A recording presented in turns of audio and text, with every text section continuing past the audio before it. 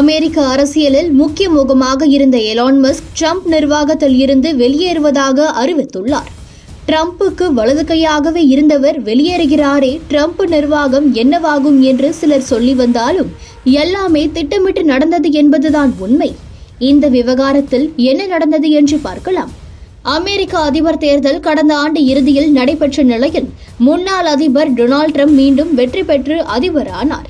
இந்த பரப்புரையில் ட்ரம்புக்கு கிடைத்த மிகச்சிறந்த நண்பர் பொக்கிஷம் என்றால் அது பிரபல தொழிலதிபர் எலான் மஸ்க் தான்.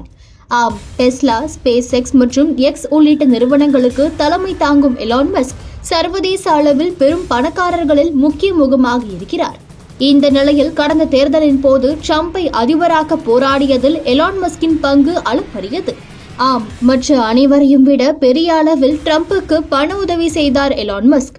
அதே நேரம் ட்ரம்புக்காக சுற்றிச் சுழன்று பரப்புரையும் செய்திருந்தார். இந்த நிலையில்தான் வெற்றி பெற்ற கையோடு மஸ்கை தனக்கு நெருக்கமாகவே வைத்துக் கொண்டார் ட்ரம்ப். ஆம், அமெரிக்க நிர்வாகத்தில் செலவுகளை குறைக்க தனித்துறையை உருவாக்கி அதற்கு அதிகாரியாக மஸ்கை நியமித்தார். அதன்படி செயல்துறை மேம்பாட்டுத்துறை எனப்படும் டோகின் தலைவராக நியமிக்கப்பட்டார் எலான் மஸ்க். அரசின் செலவுகளை குறைப்பது, நிறுவனங்களில் சீரமைப்புகளை கொண்டு வருவது உள்ளிட்ட பணிகள் ஒப்படைக்கப்பட்டது. இப்படியாக எந்த நோக்கத்திற்காக மஸ்க் நியமிக்கப்பட்டாரோ அதனை நிறைவேற்றவும் செய்திருந்தார்.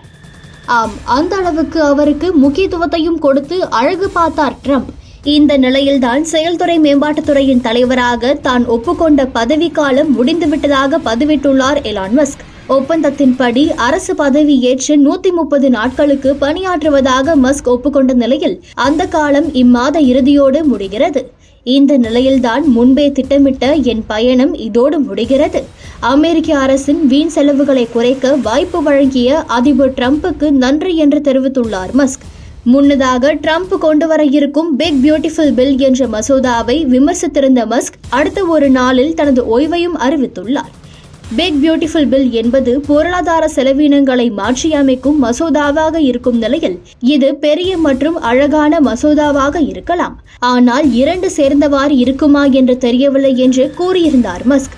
பட்ஜெட் பற்றாக்குறையை அதிகரிக்கும் என்பதே மஸ்கின் விமர்சனம் என்றாலும் அமெரிக்க அரசியலில் நடக்கும் அடுத்தடுத்த நகர்வுகள் கவனம் ஈர்த்துள்ளன.